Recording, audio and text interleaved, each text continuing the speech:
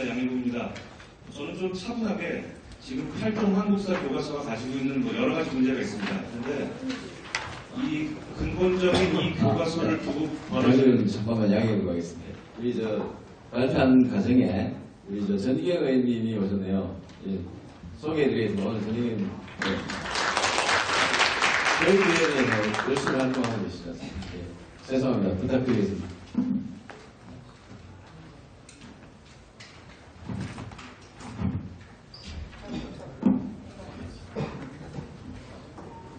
어느 교과서나 문제가 없는 교과서는 없습니다만은 지금 8종 한국사 교과서의 문제를 보려면 이 최근 100년간 국제사회를 가로지르는 두 가지 쟁점에 대해서 이해를 할 필요가 있습니다.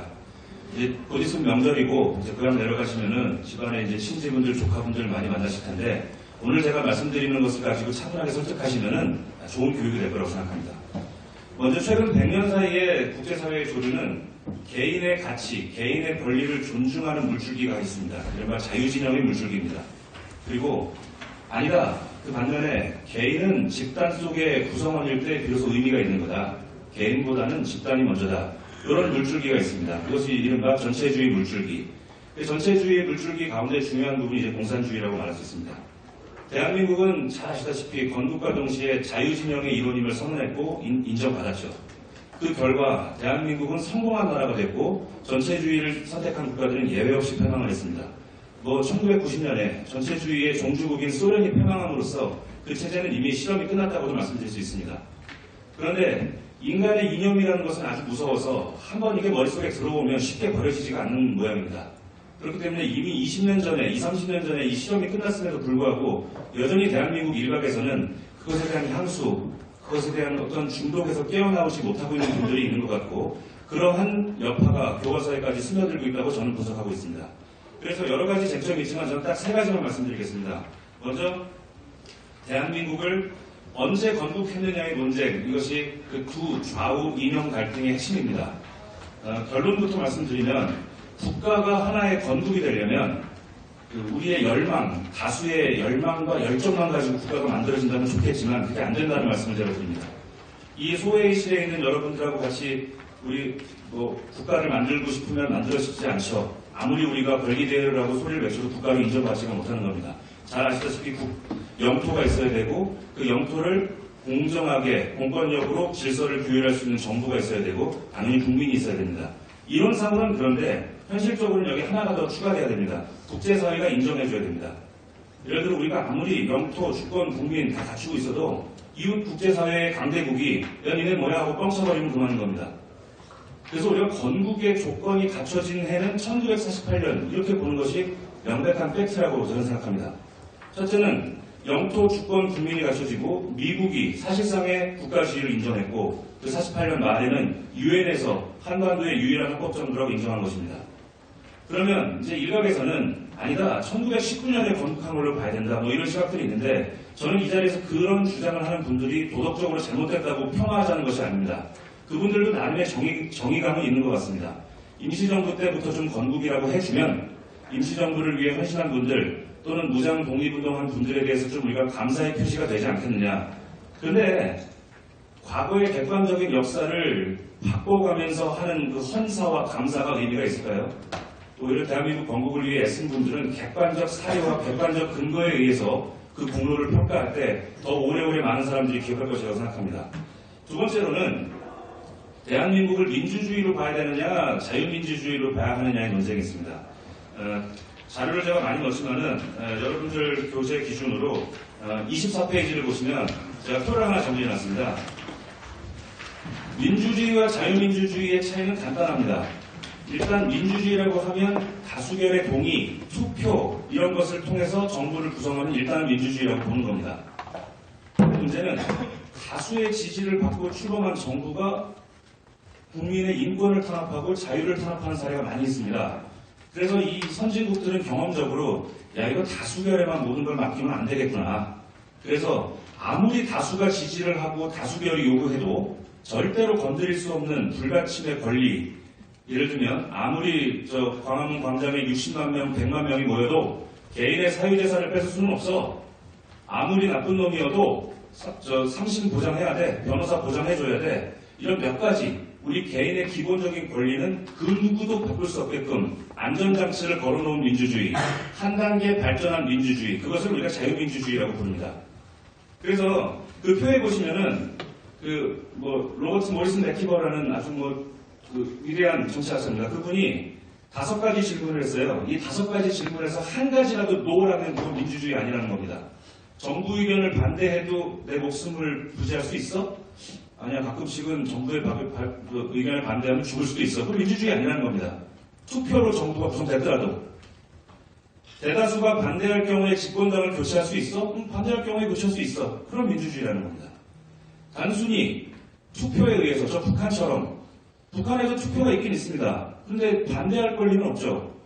김정은을 새 지도자로 추대하겠다고 하는데 반대했다가 죽습니다. 그러나 투표가 있는 겁니다. 그런 민주주의를 우리가 대한민국의 민주주의와 동격시한다는 것은 큰 문제가 있다고 생각합니다.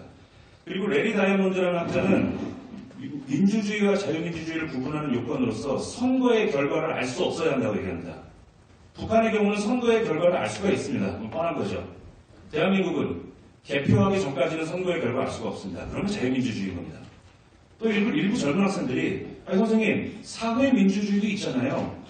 사회민주주의도 삼권 분립이 보장되고 언론의 자유가 보장되고 투표의 결과를 개표 전까지 알 수 없다면 그것도 자유민주주의인 겁니다. 그러니까 유럽의 스웨덴, 덴마크, 핀란드 이런 복지국가도 자유민주주의인 겁니다. 그래서 마치 민주주의에 여러 가지 갈래가 있고 그 여러 가지 갈래의 민주주의가 다 동등하고 다 비슷하다는 식으로 얘기하는 것은 그 역사에 대한 거짓말이고 한국 교과서가 가야 될 길이 아니라고 저는 생각하는 것입니다. 여러 가지 많은 얘기도 있지만 제가 막내라 시간이 많이 쓸 수 없으니까 짧게 결론을 내리면 지금 20대, 30대 이러한 세파 속에서 역사 교육을 받은 20대, 30대가 저는 아주 기특하고 대견합니다.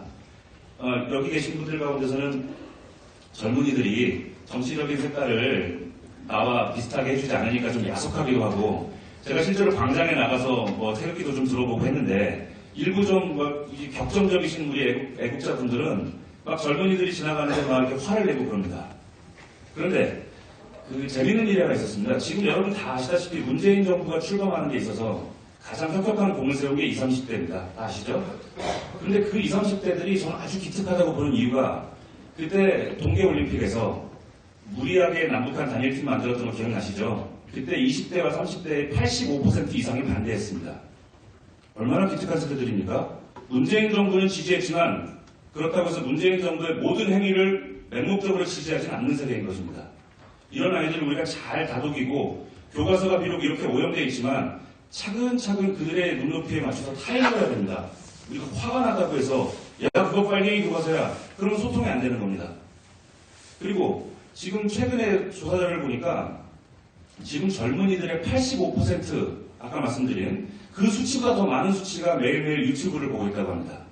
그러니까 아까 말씀드린 대로 그런 무리한 단일팀 구성에 반대한 그건 누가 가르친 적도 없을 겁니다. 학교에서. 그럼에도 불구하고 그 학생들이 나름의 정의감, 이 세계화 시대에 맞는 그러한 시민의식을 갖고 있다는 것은 결국 자유화 시대, 세계화, 정보통신의 발달, 대한민국의 자유, 이것이 우리 20대를 그렇게 가르친 것이라고 저는 생각합니다. 많은 사람들이 특히 역사교육을 얘기하면서 다양성, 상대성에 중독되어 있는 경우를 많이 봅니다. 이런 체제도 있고 저런 체제도 있는 거 아니야? 북한 체제도 국가니까 어느 쪽이 옳다고 말할 수는 없는 거 아니야? 제가 북한 체제를 비판하면 또 일부 학생들이 그럽니다. 교수님, 그거 왜 그렇게 일방적으로 말씀하십니까? 북한 체제도 나름대로 의미가 있는 거 아닙니까? 물론 그런 데가 있죠. 우리가 이 세상을 살아보면은 올바름, 옳고 그름을 얘기할 수 없는 경우도 있습니다. 그는 좋은 사람이야, 나쁜 사람이야. 그럼 토론의 여지가 있죠. 하지만 우리 인생을 살아보면 대부분의 경우 옳고 그름이 명확한 경우가 훨씬 더 많습니다. 여기는 여의도냐 아니냐, 여의도이거나 아니거나 둘 중에 하나입니다. 그런데 여의도일 수도 있고 아닐 수도 있어라고 얘기하면 그건 포용력이 있는 사람이 아니라 바본 겁니다. 그거는. 자유가 옳아 아니면 전체주의가 옳아. 자유도 옳고 전체주의도 옳아요. 그건 포용력이 있는 사람이 아니라 역사에 대한 무지고 맹종입니다. 수치상으로도 얼마 전에 대통령께서 아주 바람직한 나라, 배워야 될 나라, 행복한 나라라고 예를 든 부탄이라는 나라가 있습니다. 부탄은 5세 미만의 영아 사망률이 1000명당 2005년 기준으로 1000명당 100명 이상이 죽어나갑니다. 대한민국은 최근 통계를 보니까 1명 정도 죽습니다. 그리고 전 세계에서 가장 젊은 아이들이 가고 싶어하는, 들어가고 싶어하는 직장, 그 10개가 있는데 여러분 다 아시는 기업들입니다. 제가 논문에 써놨습니다. 애플, 마이크로소프트, 그 중에 2개가 미국 회사가 아닙니다. 하나가 삼성이고 하나가 일본 도요타입니다. 이미 자유를 선택한 나라, 자유시장 경제를 선택한 나라가 역사에 달리기에서 올바른 선택이라는 건 명백한 사실입니다. 그리고 최근에 또 전 세계인들을 상대로 제가 논문에 적어놨습니다. 가장 가고 싶은 도시가 어디냐? 너 이번 방학 때 가고 싶은 도시가 어디냐? 이 상위 10개 국가들이 다 예외 없이 자유국가의 도시들입니다. 정말 가고 싶지 않은 나라, 맨 뒤에 꼴찌 국가들은 다 그 독재 국가들입니다. 그리고 어떤 친구들이 북한 인권 문제에 대해서 얘기하면 북한 인권도 뭐 나름대로 인권이 있지 않아? 천만의 말씀입니다. 예를 들면 북한에서는 그 여러 가지 인권에 대한 통계들이 있는데 수시로 고문, 실종 이런 것들이 자행됩니다. 그리고 아까 대통령께서 행복한 나라라고 말씀하신 부탄에서도 수시로 고문이 자행되고 있는 것으로 명백히 통계가 밝혀지고 있습니다. 저는 대한민국 교과서가 올바른 방향을 가기 위해서는 여러분들이 힘을 모아주셔야 한다고 생각합니다. 그리고 자유를 선택한 대한민국의 판단이 옳았다. 그리고 그것은 우리가 지금 열세에 몰려있다는 느낌을 자꾸 받다 보니까 그 자유민주주의 지켜야 돼 이런 말 하기가 좀 어려운데 제가 논문에 여러분들 그 집안 조카분들 설명해 드리라고 제가 여러 가지 젊은 아이들을 상대로 한 통계 많이 조사해놨습니다. 맥도날드, 마이크로소프트, 애플 다 자유가 만들어낸 것이고 최근 4차 산업의 맹아라고 할 수 있는 그 인공지능도 결국은 괴짜, 독특한 사람을 존중하고 인정하는 토대에서 나온 겁니다. 그 헛서비스라는 프로그래머가 게임에 미쳐가지고 학교에 안 갔다는 거예요. 근데 그 프로그래머의 어머니가 그래 우리 아들 게임하고 싶으면 실컷 하고 놔뒀다는 겁니다. 그러니까 그 아이가 나중에 자라서 인공지능을 만들어내는 겁니다. 이렇게 독특한 개인, 다소 괴짜 같은 그 개인의 개성을 존중하는 그 토대, 그러한 정신, 그러한 헌법 가치를 대한민국이 선택했기 때문에 지금 이 문재인 정부에서 이런 세미나도 할 수 있다고 저는 생각합니다. 그래서 8종 한국사 교과서에 대해서 여러 가지 논쟁들이 있지만 자유를 선택한 대한민국이 옳았다는 그런 신념을 가진 분들이 더 많아져야 이 교과서 전쟁에서 이길 수 있다고 생각합니다. 감사합니다.